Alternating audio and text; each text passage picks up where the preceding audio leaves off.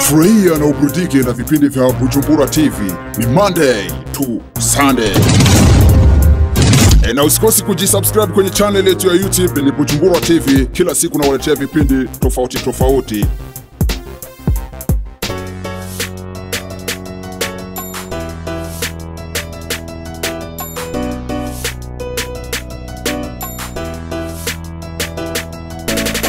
Turi live kuri Bujumbura TV, turi kumwe n'Ibisigabwenge team. Baraza kutubwira kubera iki Ibisigabwenge team, baza kutubwira nuvuga ingaruka bahura nazo mu muziki, ingaruka bahuye nazo mu muziki, ibyo bariko barategura abafanzi babo 2018. Kwibyo byose nibyo tuza kuvugana nuvuga mu mwanya mutonyi cyane. Turanubwira tuvuga amakuru ya entertainment, turanubwira tuvuga amakuru atandukanye. Tudatinze reka tubakire mu bwami bwa Bujumbura TV. Eyo vipi milako?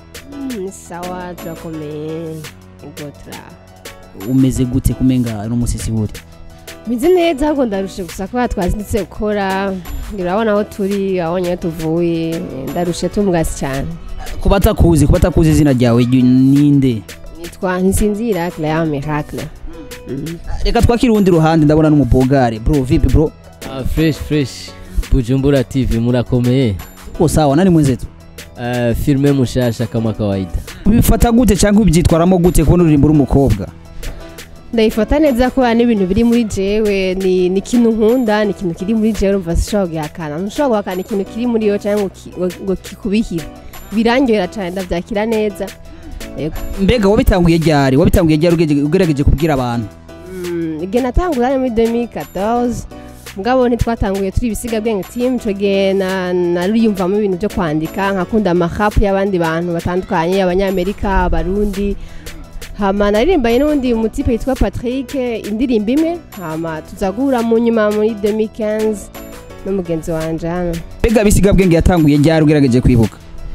Yatanguye muri 2015 le 31 z'ukwezi kwa 12. Kubera iki mwayise Ibisigabwenge team? Ni kubera ko byavaye n'ijambo twakira muri ico gihe, niho twari tukimenye neza ico turi vya vrai vy'indani vy'ukuri vy'Imana ibona pa n'ivy'abantu babona. Tumenya ko turi Ibisigabwenge kuko tukomoka ku Mana itaja mu bwenge bw'abantu ngo bayitahure neza uko imeze, hama turi abana b'iyo Mana umva turi Ibisigabwenge. Twibarize mwene wacu hano, mbega we birakorohera kuririmba na Miracle? Cyane gose bro. Ego. Bigenda gute kubera mbona n'umukobwa nawe urumva bigenda gute? Oya mbo je ndamufata nka mushiki wanje bro. Ego.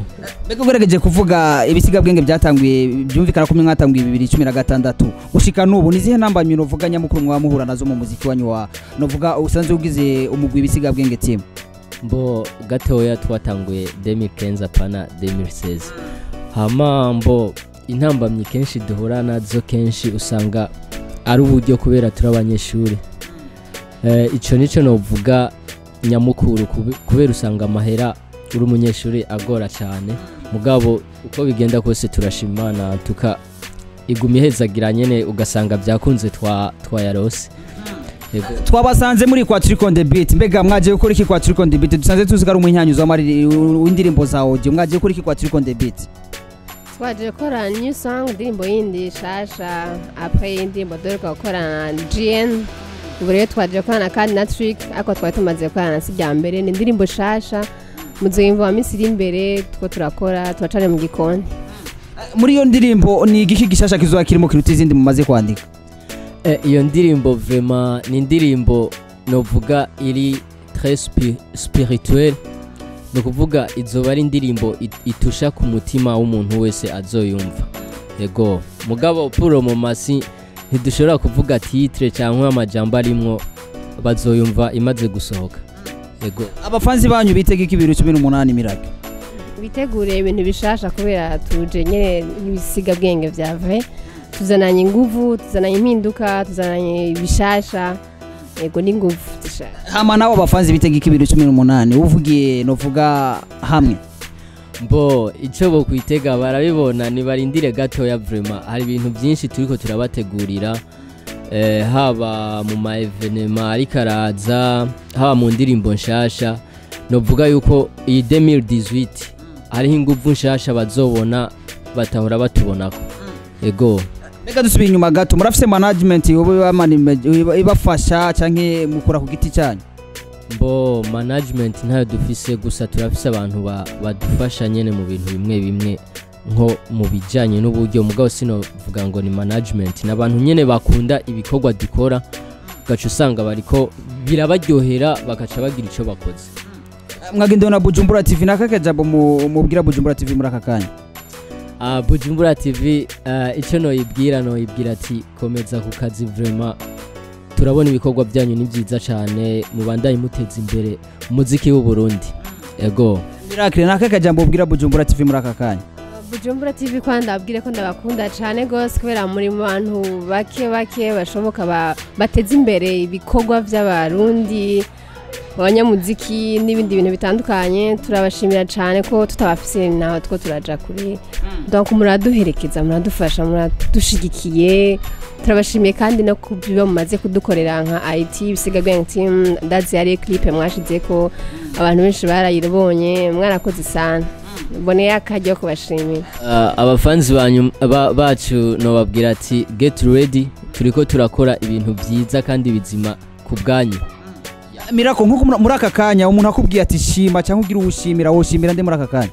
Aka kanya no shimira eglise yanje d'abord kubera niho nkura byose no nkura nyimba ngeze ngaha ifise uruhara runini cyane gwatumye menye wondiwe shobora no kuvumbura ingabire byose. Ndashimiye Eglise Spirit Garden Church iri mu Kigobe. Ndashimiye cyane umwungere wacu Apotre Ferdinand Bright nibizi.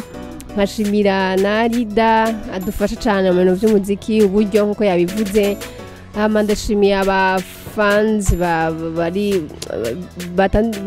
bari hejuru ukuntu barabitwereka ukuntu badushikiye benshi bamucarama Kanyosha ahantu henshi ntabandi ni benshi gusa ndabashimiye baca bimenya aho bari.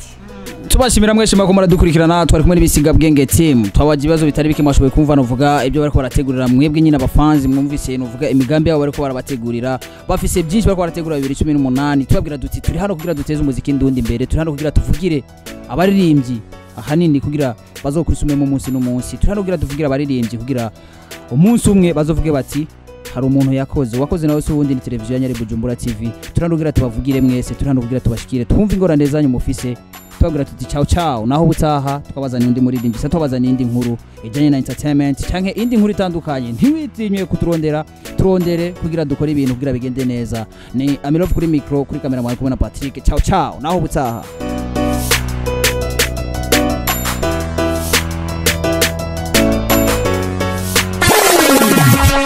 Furahia na uburudike na vipindi vya Bujumbura TV ni Monday to Sunday. Na usikosi kujisubscribe kwenye channel yetu ya YouTube ni Bujumbura TV. Kila siku nawaletea vipindi tofauti.